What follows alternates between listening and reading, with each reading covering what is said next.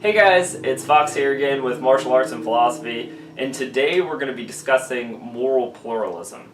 So, up until now, we've been talking about moral monism.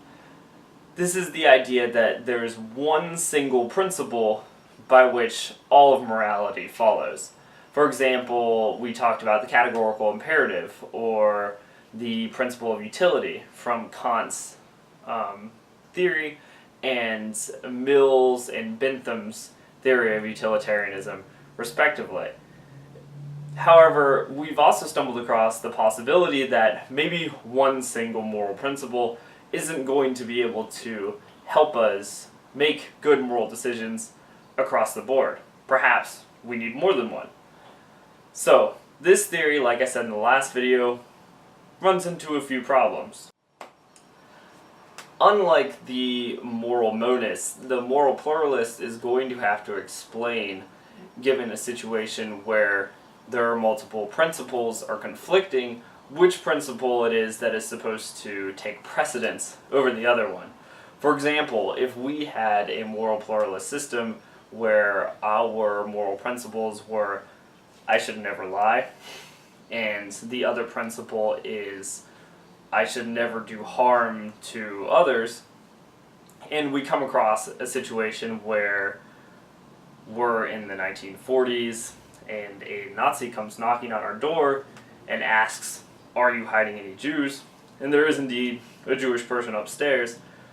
We then have to decide, well, do I lie to the Nazi and thereby break my moral rule never to lie, or do I not tell him where he is and keep with my principle that I should do no harm unto others, given that if I tell this Nazi where this little girl is in my attic, that the Nazi's going to go up there and harm her, and so thereby I've done her some sort of harm.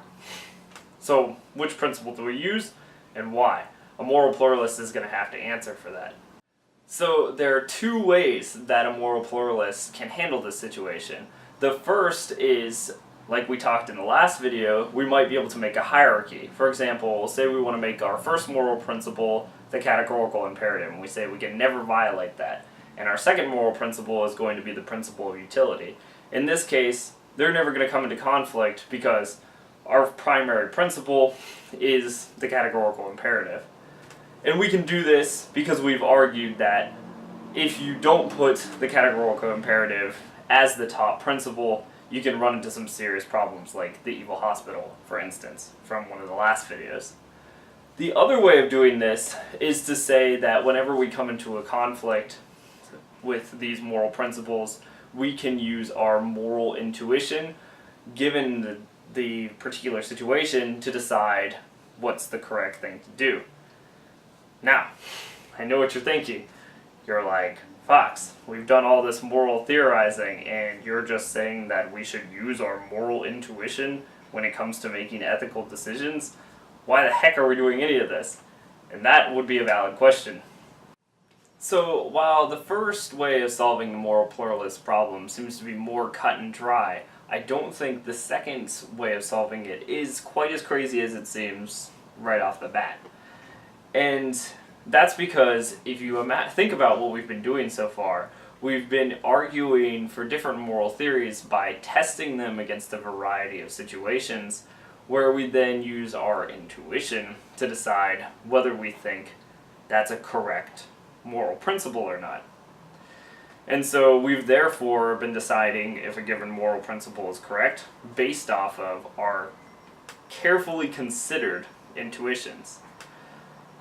This makes sense because we've been arguing for an objective ethics, and if we're going to have an objective ethics, we've already accepted the premise that regarding moral facts, we all share the same disposition, given that we're not acting based off of emotions, we're not under the influence of anything like drugs or alcohol, we're looking at our facts clearly, we all have the same information, and that we're thinking rationally.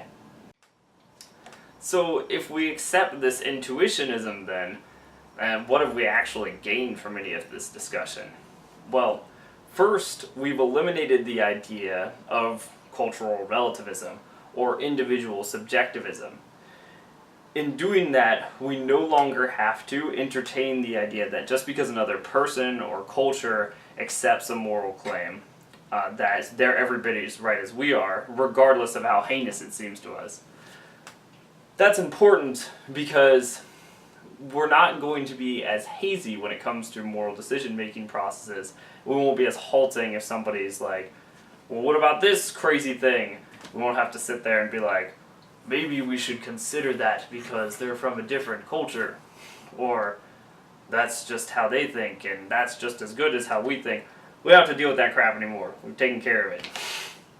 Second, we no longer have to be reliant upon morality as presented to us by some kind of religion or God. This is another very important win for us and a very big step forward, because we're not going to be deluded by a religious text, which may or may not be correct about its moral statements or assumptions. Next, we've also learned that the principle of utility cannot stand on its own. That means we can't just make moral decisions based off of what brings about the most pleasure and what causes the most pain. We've also learned that the categorical imperative is a really sound principle on which we can base a lot of our moral decision making off of, which again is a huge win. Finally, we've discovered via this video that we might be able to add principles onto the categorical imperative that will help make a more complete moral theory without causing any serious contradictions.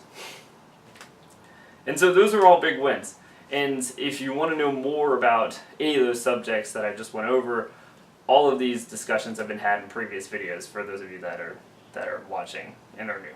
So what we've done here is that kind of careful consideration that is required for intuitionism to work.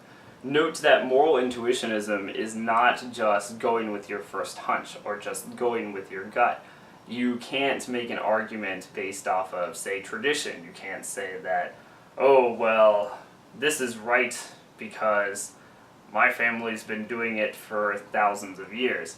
We can say that our actions are right because we have figured out these objective moral principles and tested them against a wide variety of situations and found that they hold true, and so therefore we should attempt to use this moral principle in this new situation. And so we've taken some great strides forward in coming up with a very successful moral theory. So what's next? Simple. We need to find out what other principles might need to be added onto the categorical imperative to make a more complete moral theory.